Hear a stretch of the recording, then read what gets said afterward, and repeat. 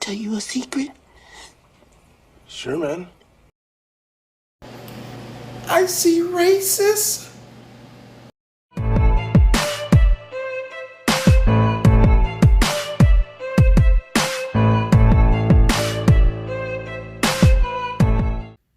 Hey, welcome to Ashy, Classy, Ratchet, Righteous. Ashy, Classy, Ratchet, Righteous.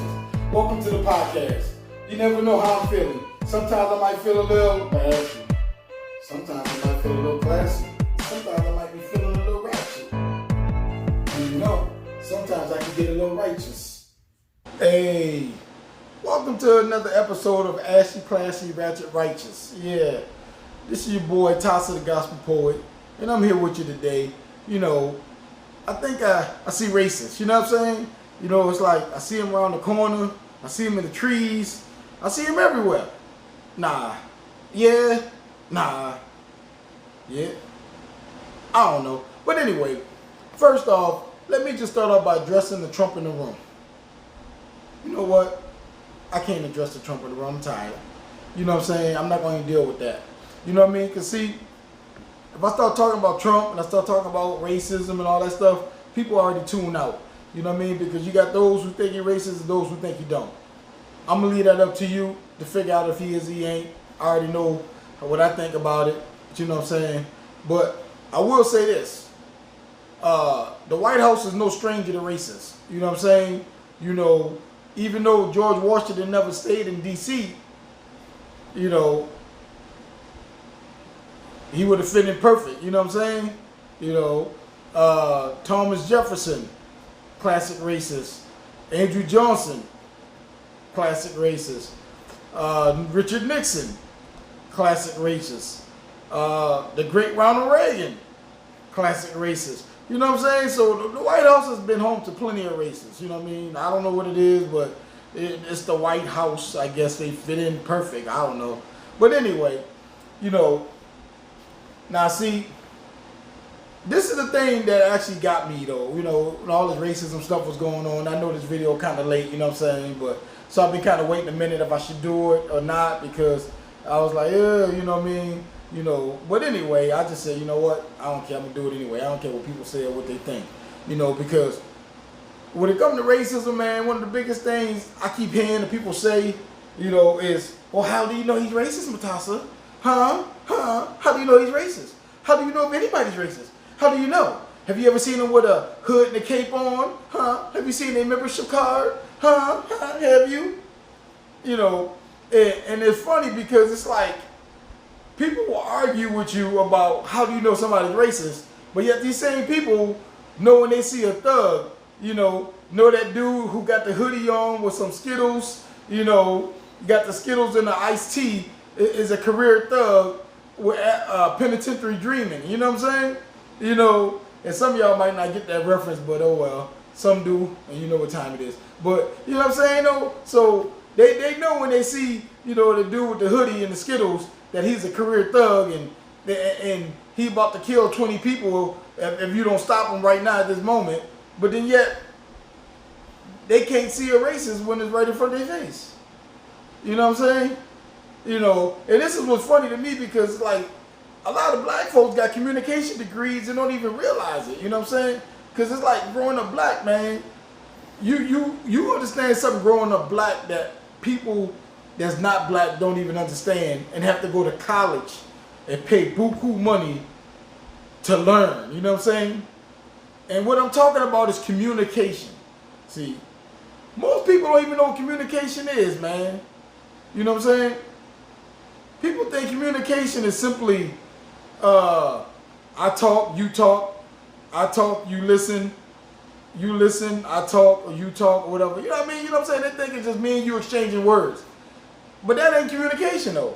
Communication is the words you use, the way you put the words in a sentence, the tone of voice you use, and the body language you use when using these words. You know what I'm saying? And that's the key though, because like in the Bible it talks about, it says that, you know, the mouth speaks from the heart, you know what I'm saying? And especially And I know I might have jacked that up. That's not how exactly how the scripture goes. But that's but that's like the gist of it. You know what I mean? Out of the heart, out of the mouth, the heart will speak. You know what I'm saying? Out of the mouth, the heart will speak. And the people who don't go to church, they'll tell you all the time, the most two honest people in the world are a baby and a drunk man. You know what I'm saying? Because when you inebriated, whatever, you don't have the filters on to watch what you say. You know what I'm saying? And something else though about when people talk is that it's comfortable, the comfortableness. You know what I mean? If somebody's in a setting where they're the most comfortable, be careful, because that's when they're gonna start telling the most truth. See, when people comfortable, that's when they say what's really on their mind, because they're comfortable, they relax. They got all their guards down, and the filters ain't really clicking in. You know what I'm saying? And so for me, when you watch somebody when they're in their setting, and I've seen this plenty of times in my life where I've seen dudes who I know, they get in their setting, they be comfortable, and they get around people who they know, and people who they feel comfortable around, and they start talking about certain things. Yeah, they don't use the N-word, or they don't say, they don't call nobody a spick or a chink or nothing.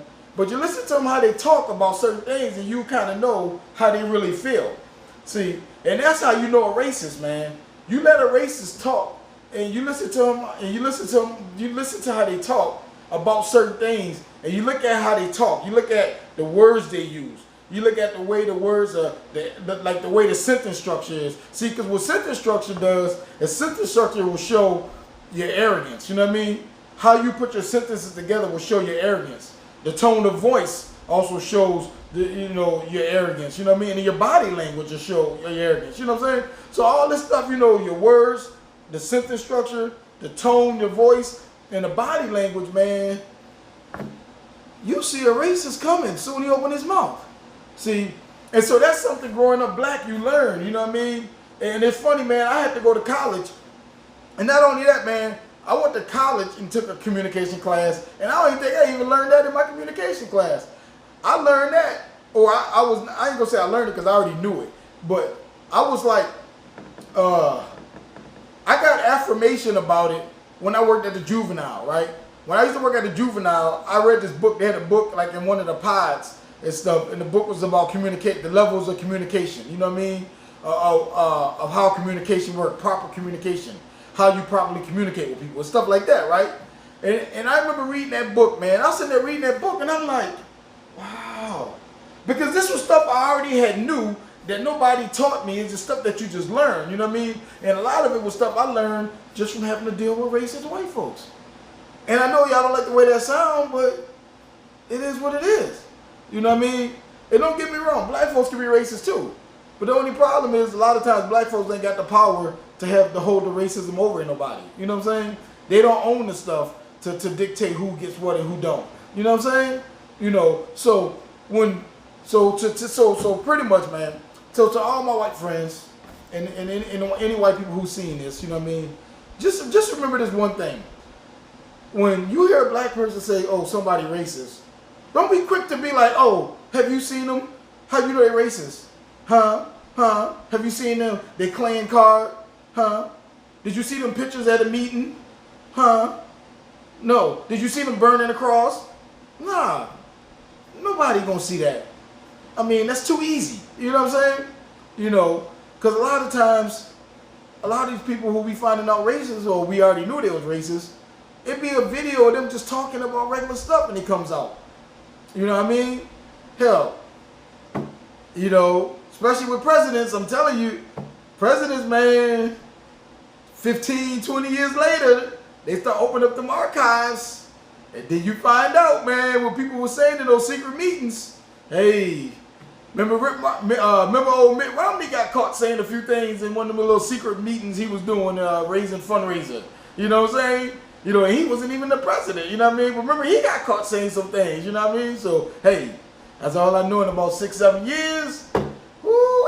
We got some archives that's going to be interesting to hear, you know what I'm saying? Hey, that's just me. But hey, this has been another podcast, man.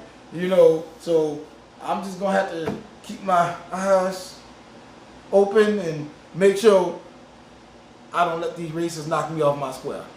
I'm sorry, but it is what it is. It's your boy, Tassa.